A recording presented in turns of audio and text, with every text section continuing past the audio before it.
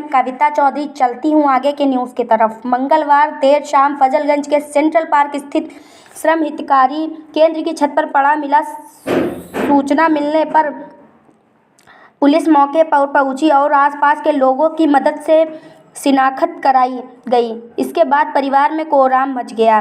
मृतक सार्थक के पिता योगेंद्र सिंह उन्नाव के सरोसी स्थित जूनियर हाई स्कूल में प्रधानाध्यापक थे और माता मीनाक्षी फजलगंज के निजी स्कूल में शिक्षिका हैं। परिवार में 23 वर्ष सार्थक छोटा भाई पार्थ है।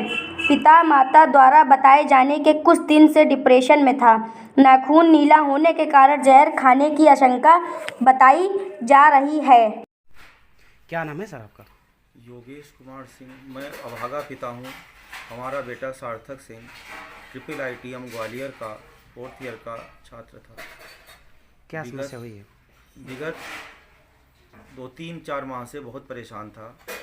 दिसंबर में उसका नया फ़ोन दिल्ली में छीन लिया गया था, जिसमें कॉलेज के कुछ लिंक्स वगैरह भी सब, क्योंकि ऑनलाइन पढ़ाई हो रही थी उसमें लिंक्स वगैरह, इस कारण उसे कुछ पेपर IIITM ग्वालियर में जो बीटेक 4th ईयर का स्टूडेंट था उसके कुछ पेपर भी छूट गए थे।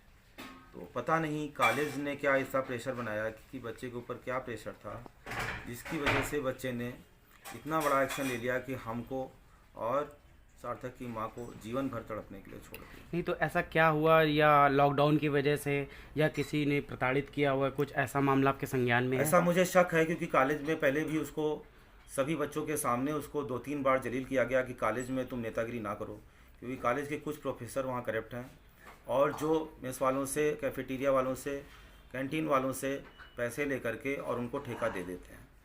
फिर वो खाने की क्वालिटी गिरा देते हैं। खाने की क्वालिटी की शिकायत और भी पहले के बच्चे कर चुके हैं। उसी पर्टिकुलर कॉलेज में 2-3 छात्र पहले भी सुसाइड कर चुके हैं। तो मेरा ये कहना है कि ऐसा क्या है उस कॉलेज में, जिस कॉलेज में ऐसे बच्चे सुसाइड कर रहे हैं, उसकी जांच किया जाए। जांच करके यदि कोई दोषी हो तो उसके खिलाफ कार्रवाई किया जाए। हम नहीं चाहते हैं कि जैसे हम आज तड़प रहे हैं अपने बच्चे के लिए, ऐसे वहाँ कोई और बच्चा सुसाइड करे और जिसके कारण उसके पेरेंट्स परेशान होते हैं। तो आप प्रशासन से क्या मांग करते हैं? प्रशासन से हम ये मांग करते हैं कि मेरे छात्र की पिछले 6 माह की कॉल डिटेल निकलवाई जाए, जिससे 6 माह में मालूम पड़ जाएगा कि मेरा बच्चा कौन सा ऐसा दबाव महसूस कर रहा था, जो अपने घर में शेयर नहीं कर रहा था लेकिन उसके ऊपर दबाव था, और पढ़ाई में वो ठीक था। तो आपका लड़का लगभग कितने दिनों से गायब था? या नहीं गायब था, कोई नहीं गायब था। दोपहर में लगभग 2:30 बजे के आसपास। किस दिन की बात है लगभग? ये 23 तारीख की बात है और दिन था मंगलवार। हम सरकारी नौकरी में हैं, जूनियर हाई स्कूल में शिक्षक हैं। मेरी वाइफ प्राइवेट टीचर हैं। हम लोग दोनों लोग नहीं थे। उसका छोटा भाई यहाँ पर था। वो छोटा भाई ने ये देखा कि भैया लगभग 2:30 बजे निकला है यहाँ से। उसके बाद में वो फिर नहीं लौटा। जब हम लोग शाम को ढूंढना चालू किया 6 बजे 7 बजे, तो हम लोगों को कहीं नहीं मिला। जब हम लोगों ने पुलिस में कंप्लेंट लिखाने की कोशिश की तो पता चला कि एक बॉडी यहाँ प्राप्त हुई सेंट्रल पार्क में, जो हमारे घर के पास में है। ये उसकी फ़ोटो ली गई थी। आप देखिए कहीं आपका बच्चा तो ये नहीं है। तो जब हम लोगों ने बच्चा देखा तो मैं ही अभागा वो पिता था।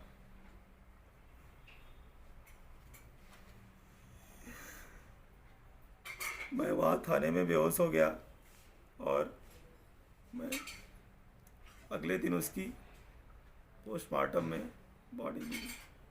अभी PM रिपोर्ट आना बाकी है। कारण का पता लगाया जा रहा है, लेकिन हम लोगों को ये नहीं पता है कि क्या कारण था, क्यों बच्चा हम लोगों को रोने तड़पने के लिए छोड़। लगभग आपका बच्चा कितने दिनों से घर पे रह रहा था?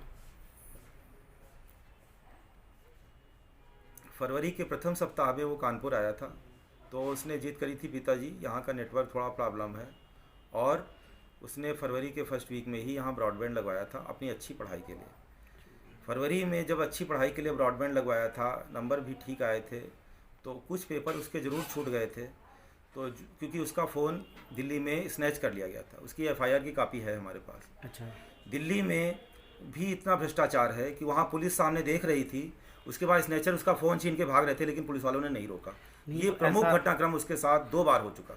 ग्वालियर में पढ़ाई कर रहे थे तो दिल्ली क्या कोई रीजन था या? दिल्ली में वो अपनी कजिन सिस्टर की शादी में गया था जी। ये 13 दिसंबर की घटना है, जबकि FIR की कॉपी है। और उसके बाद में फिर वहाँ उसको सिम नहीं मिला था, तो जब यहाँ आया था तो उसको दूसरा सिम अलॉट किया गया था और उसकी पढ़ाई प्रॉपर हो पाई थी।